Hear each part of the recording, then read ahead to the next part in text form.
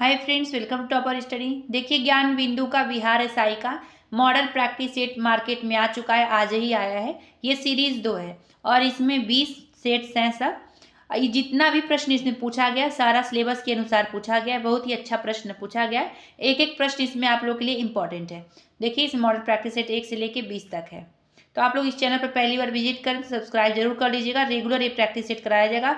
आप लोग comment box में कमेंट करके बताइए कि रेगुलर 2 प्रैक्टिस सेट लाया जाए कि 1 प्रैक्टिस सेट लाया जाए। वैसे आप लोग का एग्जाम पास में आ चुका है तो मेरे हिसाब से 2 लाना चाहिए। आप लोग का क्या सजेशन है, आप लोग बता सकते हैं। चलिए स्टार्ट करते हैं। चैनल पहली बार विजिट कर सब्सक्राइब जरूर कर लीजिएगा। देखिए, मॉडल प्रैक्टिस सेट 1 है। चलिए स्टार्ट करते हैं पहले प्रश्न से। दीपक दौड़ रहा है, वाक्य में क्रिया है। तो ये पूछा है कौन सा क्रिया, अकर्मक है या सकर्मक है। तो इसका आंसर होगा ए, अकर्मक क्रिया है। इसका परिभाषा आप लोग जान लीजिए ताकि ऐसा प्रश्न दोबारा आए तो आप लोग इसका आंसर लगा लीजिए। देखिए, सकर्मक क्रिया का परिभाषा होता है कि सकर्मक क्रिया में कर्म होता है और इसमें कार्य का प्रभाव किसी अन्य व्यक्ति, वस्तु या कर्म पर पड़ता है। जैसे राधा बिस्किट खा रही है, राधा खाना खा रही है, ऐसे हो गया। और अकर्मक क्रिया की परिभाषा क्या होता है कि इसमें कर्म नहीं होता है, यानी क्रिया का प्रभाव स्वयं कर्ता पर पड़ता है। जैसे कि मोहन सोता है, मोहन हंसता है, ऐसे। ठीक है, नेक्स्ट देखिए। स्वतंत्रता प्राप्ति से पूर्व प्रति व्यक्ति राष्ट्रीय आय रुपया में किनके द्वारा 62 रुपया अनुमानित किया गया था।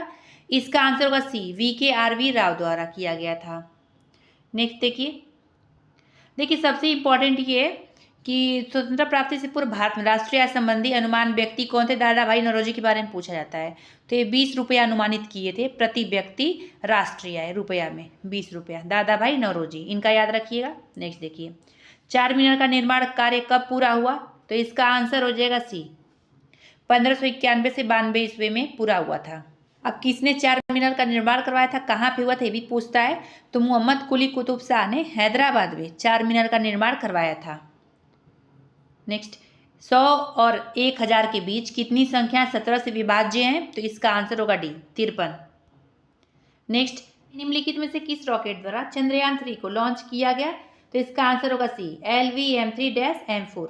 बहुत ही इंपॉर्टेंट है, इससे प्रश्न जरूर बन सकता है क्योंकि बहुत ही चर्चा में था और पूछा जाने वाला सवाल भी है। देखिए, इसका जो भी फैक्ट बताएंगे बहुत ही इंपॉर्टेंट है, उसको नोट डाउन जरूर कर लीजिए कि चंद्रयान 3 को कब लॉन्च किया गया था, कहाँ से लॉन्च किया गया था, पूछा जाता है। तो 14 जुलाई 2023 को सतीश धवन अंतरिक्ष केंद्र श्रीहरिकोटा से इसको लॉन्च किया गया था। और यह कब पहुंचा था, इसका सॉफ्ट लैंडिंग कब हुई थी। तो चंद्रयान 3 की तो चंद्रमा के दक्षिणी ध्रुव पर 23 अगस्त 2023 को सफलतापूर्वक इसकी सॉफ्ट लैंडिंग हुई थी। तीसरा फैक्ट इसमें है कि चंद्रमा 3 के मुख्यतः 3 मॉड्यूल कौन कौन से हैं। तो प्रोपल्सन मॉड्यूल है पहला, दूसरा है लैंडर मॉड्यूल और तीसरा है रोवर मॉड्यूल। चौथा फैक्ट इसमें है कि चंद्रयान 3 के लैंडर का नाम विक्रम था और रोवर का नाम क्या था, प्रज्ञान रखा गया था। पांचवा इसमें फैक्ट लिख लीजिए, PV मुथुवेल चंद्रयान 3 के प्रोजेक्ट डायरेक्टर थी। ठीक है। छठा इसमें पॉइंट लिखिए कि भारत चंद्रमा के दक्षिणी ध्रुव पर पहुंचने वाला दुनिया का पहला देश बन गया। बहुत ही इंपॉर्टेंट है, इसको 5 स्टार जरूर कर लीजिएगा। और छठा हो गया। अब सातवां फैक्ट इसमें लिखिए कि अमेरिका, रूस और चीन के बाद भारत चंद्रमा पर सॉफ्ट लैंडिंग करने वाला चौथा देश बन गया है। ये भी बहुत इंपॉर्टेंट है।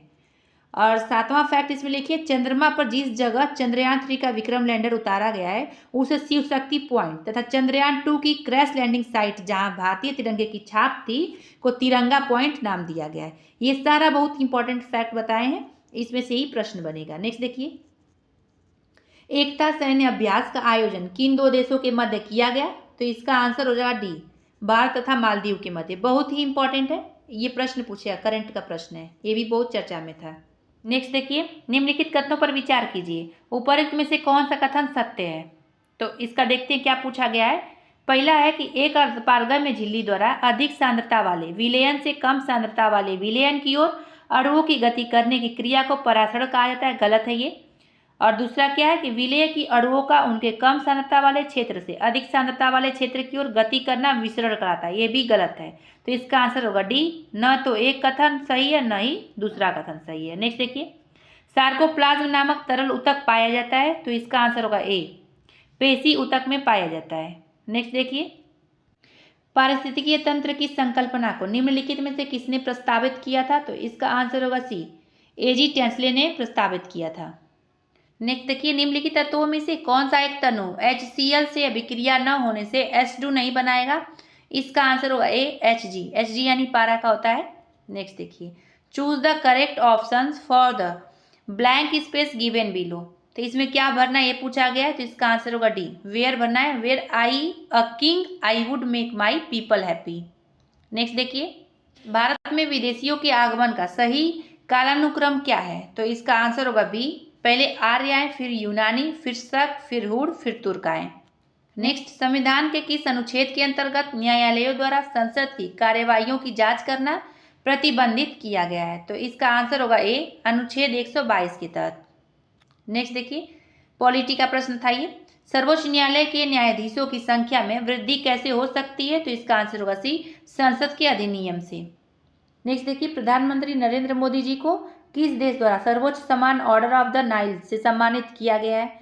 तो इसका आंसर होगा बी, मिस्र द्वारा सम्मानित किया गया है। अब 2023 में 2-3 पुरस्कार जरूर देख लीजिए, आ सकता है।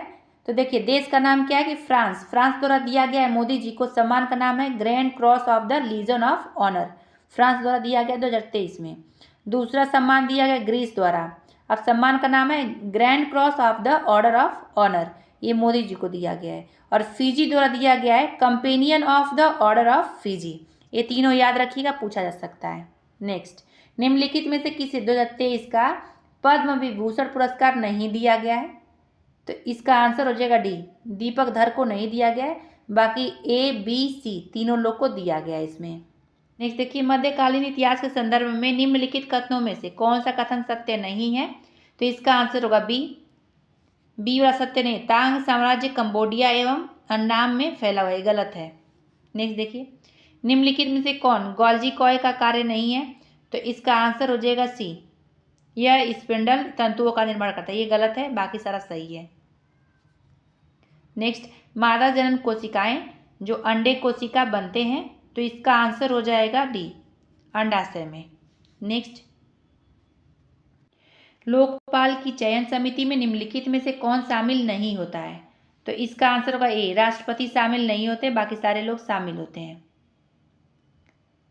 द्वितीय पिछड़ा वर्ग आयोग का गठन कब किया गया था? तो इसका आंसर होगा सी, 1979 में, यानी 1979 में किया गया था इसका गठन। किसका? द्वितीय पिछड़ा वर्ग आयोग का, पूछा जा सकता है, इंपॉर्टेंट है ये। नेक्स्ट, मुशिका राजवंश का शासन क्षेत्र था, तो इसका आंसर हो जाएगा सी, केरल। नेक्स्ट, एक संतुलित आहार निम्नलिखित में से किस पहलू का ध्यान रखता है? तो इसका आंसर हो जाएगा ए, 1 और 2 दोनों सही है, यानी पोषक तत्वों को सही अनुपात में शामिल करता है और सभी पोषक तत्वों के लिए RDA को पूरा करता है, ये दोनों सही है, 1 और 2। नेक्स्ट देखिए, सूची फर्स्ट एवं सूची सेकेंड से सुमेलित कीजिए और सूचियों के नीचे दिए गए कूट का प्रयोग करते हुए सही उत्तर का चयन कीजिए। अब देखिए, इसमें इसका आंसर क्या हो जाएगा? इसका आंसर होगा सी, सी में कैसे?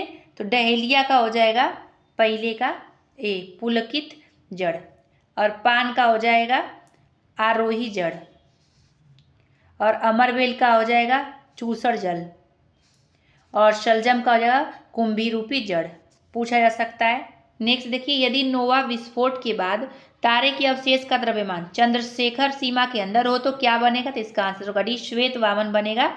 जियोग्राफी का प्रश्न है ये। नेक्स्ट, किसी वृत्त की त्रिज्या में 50% वृद्धि होने पर इसके क्षेत्रफल में कितने प्रतिशत वृद्धि होगी? तो इसका आंसर होगा डी, 125% की वृद्धि होगी। देखिए, ये 28वां रीजनिंग का प्रश्न है। दिए गए पैटर्न का ध्यानपूर्वक अध्ययन करें और उस संख्या का चयन करें जो प्रश्न चिन्ह में जगह आ सकती है। तो इसका आंसर हो जाएगा ए, 464 आएगा। नेक्स्ट देखिए, सूची फर्स्ट को सूची सेकेंड से सुमेलित कीजिए तथा नीचे दिए गए कूट से सही उत्तर चुनिए। इसका आंसर हो जाएगा डी, इसका आंसर होगा। और सॉल्ट रेंज हो जाएगा भ्रंशोत्स पर्वत। सॉल्ट रेंज कहाँ है? पाकिस्तान में। आल्प्स पर्वत यूरोप में है, और ये क्या है? तो वलीद पर्वत हो जाएगा।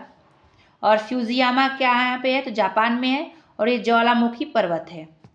और विंध्य पर्वत कहाँ है? भारत में है।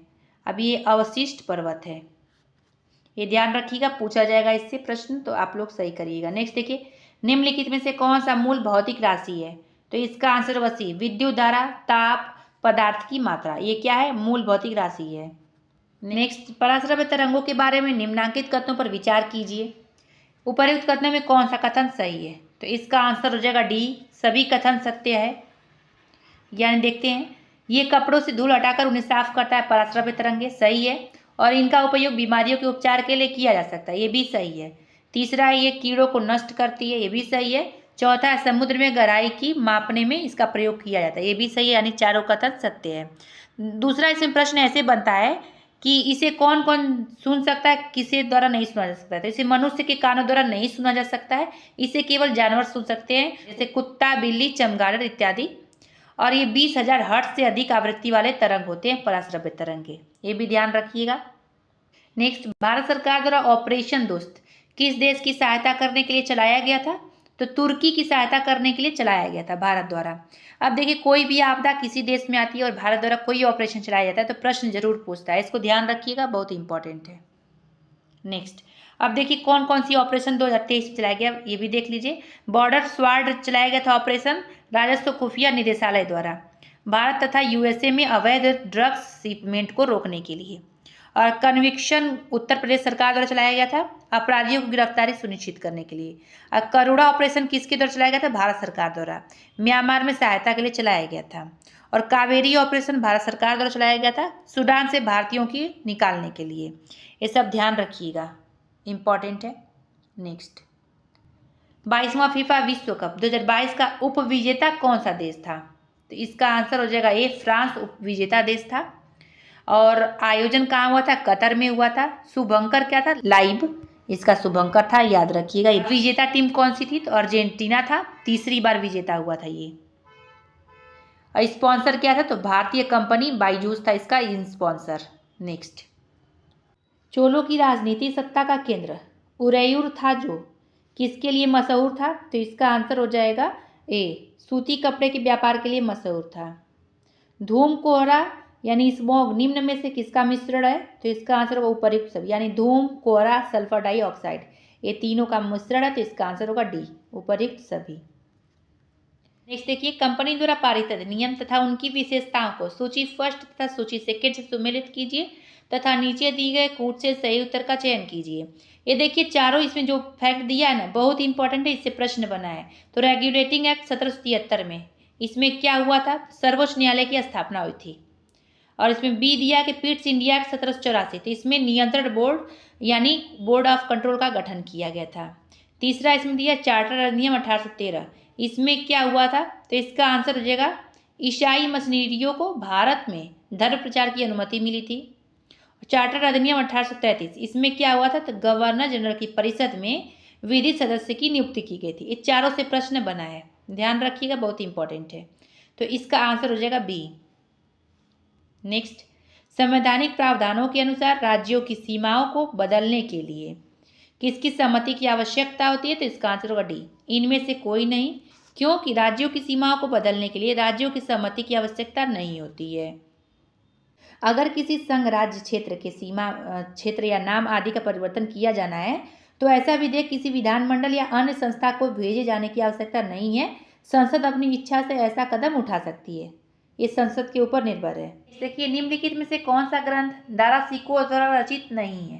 तो इसका आंसर होगा डी, दाराबनामा, ये इनके द्वारा रचित नहीं है। बाकी सिर ए अकबर, मज्म अल बहरीन, सफनीत उल उलैया, ये दारा सिकोह द्वारा रचित ग्रंथ है, बस दाराबनामा नहीं है।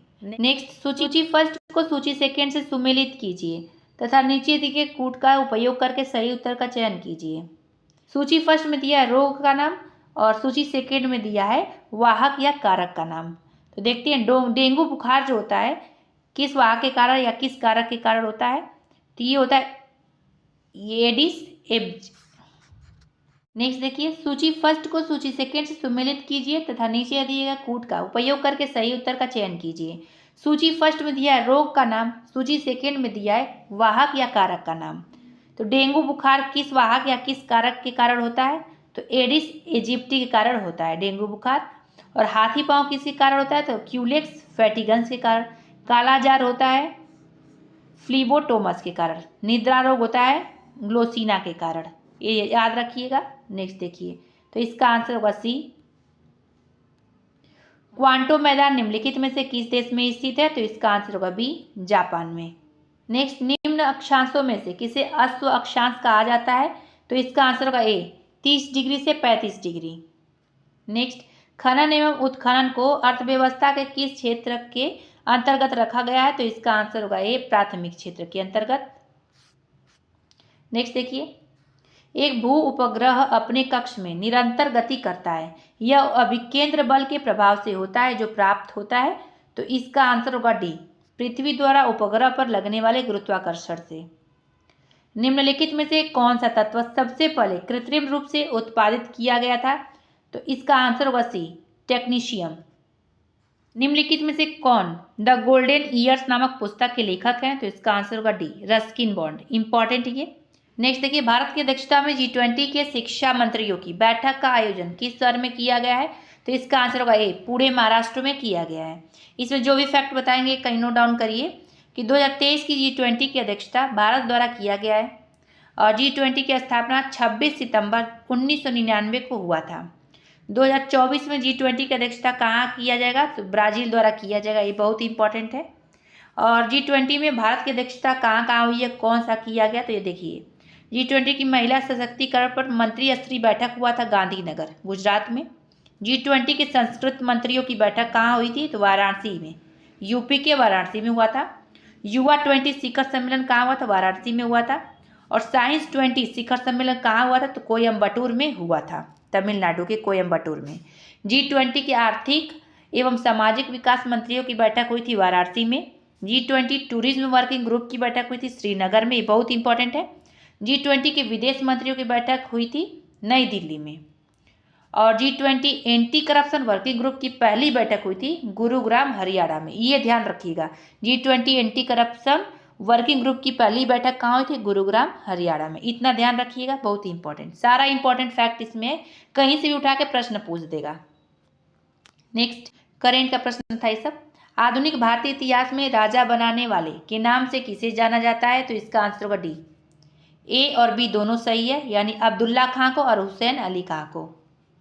नागरिकता संशोधन विधेयक को लोकसभा में कब प्रस्तुत किया गया? तो इसका आंसर होगा बी, 9 दिसंबर 2019 को।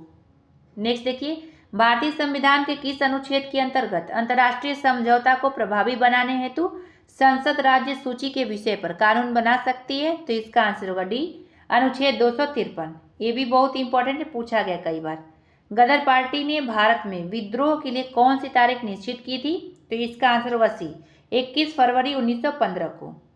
नेक्स्ट, निम्नलिखित में से कौन सा एक त्रिक्षारकीय अम्ल है? तो इसका आंसर हो जाएगा डी, फॉस्फोरिक अम्ल। नेक्स्ट देखिए, सूची फर्स्ट को सूची सेकंड से सुमेलित कीजिए और नीचे दिए गए कूट से सही उत्तर का चयन कीजिए। स्थानीय हवाएं दिया है और क्षेत्र दिया है, बहुत इंपॉर्टेंट है। कई यूट्यूब चैनल पर इसको ट्रिक से बताया गया है। और जब आप लोग एग्जाम दे लीजिएगा तो और कोई एग्जाम देना होगा तो उसको मैप से याद करिएगा, मैप से बहुत अच्छा रहता है। तो देखिए, सीमुक है अरब रेगिस्तान का, और बाइज है कहाँ का? तो फ्रांस का। और पैम्पेरो कहाँ का है? न्यूजीलैंड का। और ये क्या है? नॉर्वेस्टर, तो अर्जेंटीना का है। आप लोग जानते होंगे, कई बार पूछा गया ये। तो इसका आंसर हो जाएगा डी। नेक्स्ट देखिए, एक जीप एक कार का पीछा कर रही है जो जीप में 5 किलोमीटर आगे है। उनकी चाल क्रमशः 90 किलोमीटर प्रति घंटा तथा 75 किलोमीटर प्रति घंटा है। जीप कार को कितने समय के बाद पकड़ लेगी? स्पीड का प्रश्न है ये। तो इसका आंसर होगा बी, 20 मिनट। नेक्स्ट देखिए, एक शाम राजा ने सूर्य की ओर चलना शुरू किया। थोड़ी दूर चलकर वह अपनी दाईं ओर घूमा, पुनः दाईं ओर घूमा, थोड़ी दूर चलकर वह फिर अपनी दाईं ओर घूमा। उसका मुंह किस दिशा में? देखिए, डायरेक्शन का प्रश्न है। एक बार अगर आप लोग अच्छे से जान लीजिए, रीजनिंग में आता है, तो आप लोग कभी भूलेंगे नहीं और अच्छे से हर क्वेश्चन को सॉल्व कर लेंगे। इसका आंसर होगा ए, दक्षिण। नेक्स्ट देखिए, सूची फर्स्ट को सूची सेकेंड के साथ सुमेलित कीजिए और सूचियों के नीचे दिए गए कूट का प्रयोग करके सही उत्तर चुनिए। नियोपाइलिना है एनेलिडा और मोलस्का के बीच की योजक कड़ी। बी हो जाएगा यूग्लिना, तो ये हो जाएगा पादप एवं जंतुओं के बीच की योजक कड़ी है। और आर्कियोप्टेरिक्स क्या है? इसका आंसर होगा सरीसृप एवं स्तनधारी के बीच योजक कड़ी। और पेरिपेटस क्या है? तो आर्थ्रोपोडा और एनेलिडा के बीच की योजक कड़ी। ये पूछा जाता है, ध्यान रखिएगा। तो इसका आंसर हो जाएगा सी। नेक्स्ट, वृद्धि वलय बनाती है सक्रियता के कारण, तो इसका आंसर होगा बी, अंतः रब्बी एदा की। नेक्स्ट देखिए, गिल्ट एज्ड बाजार किससे संबंधित है, तो इसका आंसर होगा बी, सरकारी प्रतिभूतियों का बाजार। नेक्स्ट, निम्नलिखित में से किस राज्य में बिहान मेला का आयोजन किया गया है, तो इसका आंसर हो जाएगा सी, ओडिशा में। नेक्स्ट, सरोगेसी तकनीक से जन्मे भारत के साहिवाल नस्ल के बछड़े का नाम क्या है, तो इसका आंसर होगा डी, पद्मावती। नेक्स्ट, निम्नलिखित में से कौन होम रूल लीग आंदोलन से संबंधित रहे हैं, कोर्ट द्वारा उत्तर का चयन कीजिए, तो इसका आंसर होगा डी, 1, 2 और 3 सभी कथन सही है। यानी लोकमान्य तिलक, एनी बेसेंट, एस सुब्रमण्यम अय्यर, तीनों लोग होम रूल आंदोलन से संबंधित थे। अब देखिए कि आयरलैंड की तर्ज पर बाल गंगाधर तिलक एवं एनी बेसेंट ने भारत में होम रूल लीग की स्थापना की थी। अप्रैल 1916 में बाल गंगाधर तिलक ने आरंभ किया था और एनी बेसेंट ने सितंबर 1916 में आरंभ किया था, ये सब ध्यान रखिएगा। नेक्स्ट, किन दो पर्वत श्रेणियों के मध्य कश्मीर घाटी स्थित है, कई बार पूछा जाने वाला ये प्रश्न है, तो इसका आंसर होगा बी, वृहत हिमालय व पीर पंजाल के मध्य स्थित है। नेक्स्ट, बेतवा नदी निकलती है, तो इसका आंसर होगा डी, विंध्य पर्वत श्रेणी से बेतवा नदी निकलती है, ये भी पूछा गया है। भारत के सर्वोच्च न्यायालय में निम्नलिखित में से किस प्रकार की न्यायाधीश या न्यायाधीशों की नियुक्ति की जा सकती है, तो इसका आंसर होगा ए, एक सही है और दूसरा गलत है, यानी तदर्थ न्यायाधीश द्वारा नियुक्ति की जा सकती है। नेक्स्ट, एक विद्युत परिपथ के निम्नलिखित भाग पर विचार कीजिए, विद्युत परिपथ के दिए गए भाग में कुल विद्युत प्रतिरोध कितना है, तो इसका आंसर होगा बी, 15/7 ओम। नेक्स्ट देखिए, निम्नलिखित कथनों पर विचार कीजिए, इसमें देखा है कौन सा कथन सही है, तो केवल 2 कथन सही है, बी वाला सही है। यानी पीसी घोष एवं टी प्रकाशम किसान मजदूर प्रजा पार्टी से जुड़े हुए थे और वर्ष 1951 में जेबी कृपलानी ने किसान मजदूर पार्टी का गठन किया था। इंपॉर्टेंट है, ये पूछा गया है कई बार। नेक्स्ट देखिए, निम्नलिखित में से कौन स्वतंत्र अवस्था में नहीं पाए जाते हैं, तो इसका आंसर होगा डी, एल्यूमिनियम। नेक्स्ट देखिए, निम्नलिखित में से कौन सा सही है, तो इसका आंसर होगा सी, वायु में घुलित ऑक्सीजन की सांद्रता 2 लाख ppm होती है और ठंडे जल में घुलित ऑक्सीजन की सांद्रता कितनी होती है, तो 10 ppm होती है, पूछा गया है। ठीक है, यह ध्यान रखिएगा। नेक्स्ट देखिए, भारत के किस जलप्रपात को लोकप्रिय रूप से भारत का नियाग्रा जलप्रपात के तौर पर जाना जाता है, तो इसका आंसर होगा डी, चित्रकूट प्रपात। ये छत्तीसगढ़ के बस्तर जिले में जगदलपुर के पास इंद्रावती नदी पर अवस्थित है। भारत में ग्रीष्मकालीन मानसून की प्रवाह की सामान्य दिशा है, तो इसका आंसर होगा डी, दक्षिण पश्चिम से उत्तर पूर्व की ओर। नेक्स्ट देखिए, केंद्रीय बजट 23-24 में राजकोषीय घाटा जीडीपी का कितना प्रतिशत रहने का अनुमान लगाया गया है, तो इसका आंसर होगा डी, 5.9%। और राजस्व घाटा का कितना अनुमान लगाया गया, 2.9%। इतना याद रखिएगा, ये दोनों के बारे में पूछा जा सकता है। केंद्र सरकार द्वारा भारत को टीबी मुक्त बनाने का लक्ष्य कब तक रखा गया, बहुत इंपॉर्टेंट प्रश्न है, इसका आंसर होगा सी, 2025 तक। और विश्व स्वास्थ्य संगठन WHO ने 2030 तक विश्व को टीबी से मुक्त करने का लक्ष्य रखा है, ये भी बहुत इंपॉर्टेंट है। नेक्स्ट देखिए, फ्रांस के संदर्भ में निम्नलिखित घटनाओं को कालक्रमानुसार सजाइए, तो इसमें इसका आंसर होगा सी, 1324, यानी एस्टेट्स जनरल की बैठक हुई थी 1789 में। उसके बाद होगा लोई 14वें की हत्या कब हुई थी, तो 1792 से 93 के मध्य। उसके बाद आएगा दूसरा, नेपोलियन फ्रांस का सम्राट कब बना था, तो 1804 में बना था। फिर उसके बाद आएगा वाटरलू की युद्ध में नेपोलियन की हार कब हुई थी, तो 1815 में। नेक्स्ट देखिए, निम्नलिखित मिट्टियों में से किसे स्वतः कृष्य मिट्टी कहा जाता है, तो इसका आंसर होगा सी, काली मिट्टी को कहा जाता है। और इस मिट्टी का निर्माण बेसाल्ट लावा के अपक्षय एवं अपरदन के कारण हुआ था और इस मिट्टी का काला रंग टिटेनी फेरस मैग्नेटाइट एवं ह्यूमस की उपस्थिति के कारण होता है, पूछा जाता है कई बार।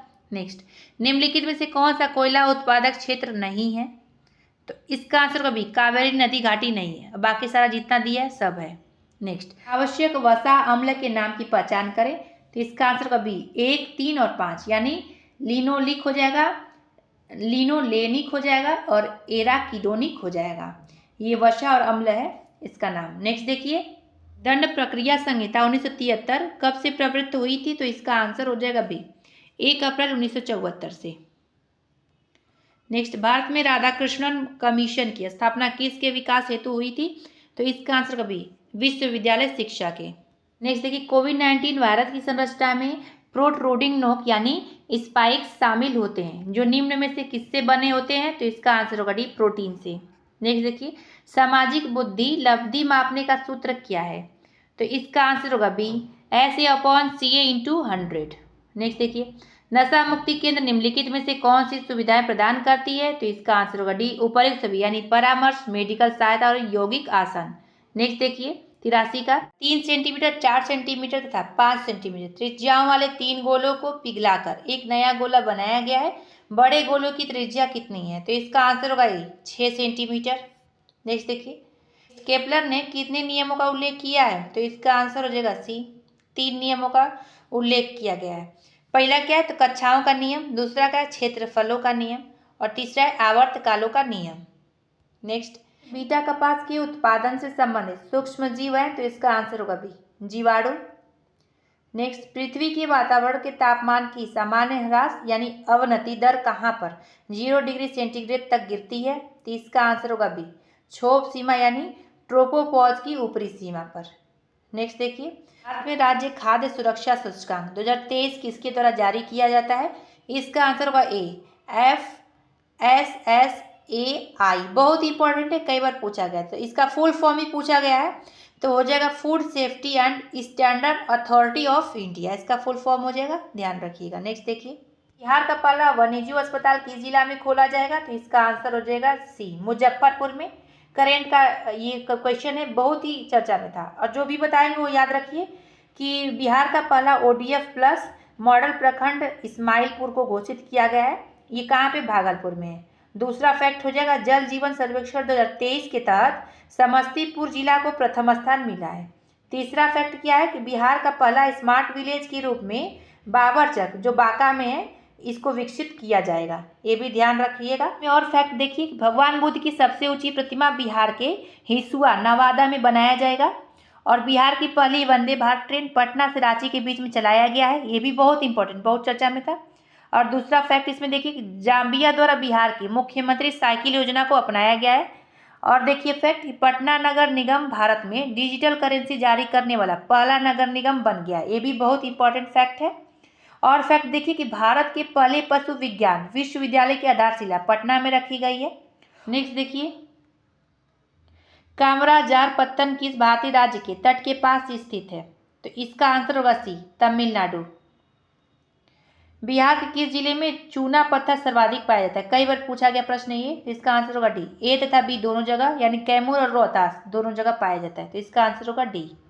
देखिए, निम्नलिखित में से कौन जीवित जीवों के वर्गीकरण का सही पदानुक्रम है? तो इसका आंसर होगा बी, जगत संघ वर्ग गण कुल वंश प्रजातियां। नेक्स्ट, निम्नलिखित में से किसको विश्व बैंक का नया अध्यक्ष चुना गया है? तो इसका आंसर हो जाएगा डी, अजय बंगा को। नेक्स्ट, निम्नलिखित में से मिश्र वाक्य का चयन करें, तो इसका आंसर देख लेते हैं, सी हो जाएगा, उसके पास जो कुछ था वह खो गया, ये मिश्र वाक्य है, एक प्रश्न आता है इससे। नेक्स्ट, यदि कल से 2 दिन पहले का दिन सोमवार रहा हो तो परसों के 3 दिनों के बाद सप्ताह का कौन सा दिन आएगा? कैलेंडर का प्रश्न है, आता है एक प्रश्न जरूर, तो इसका आंसर होगा एक गुरुवार था। नेक्स्ट देखिए, translate the given sentence into English and choose the correct option. तो बच्चे पढ़ाए जा रहे हैं, तो इसका आंसर होगा ए, चिल्ड्रेन आर बीइंग थॉट, ये हो जाएगा इसका आंसर। नेक्स्ट देखिए, एरेवान राजधानी है किसकी? तो आर्मेनिया की राजधानी एरेवान है।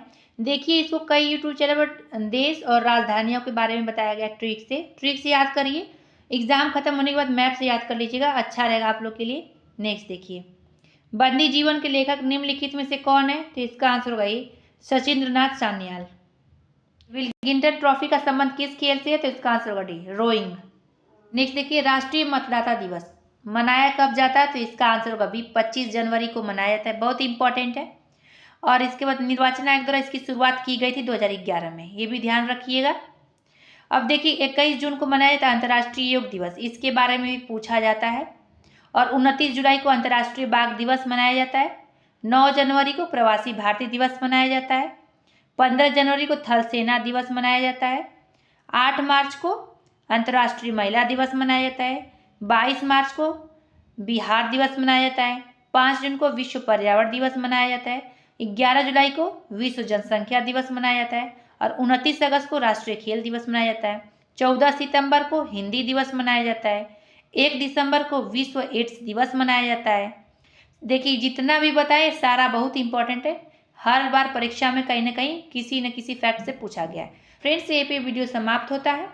आप लोग इस चैनल पर पहली बार विजिट कर सब्सक्राइब जरूर कर दीजिएगा और अन्य लोग को शेयर भी कर दीजिए जो बिहार एसआई का तैयारी कर रहे हैं।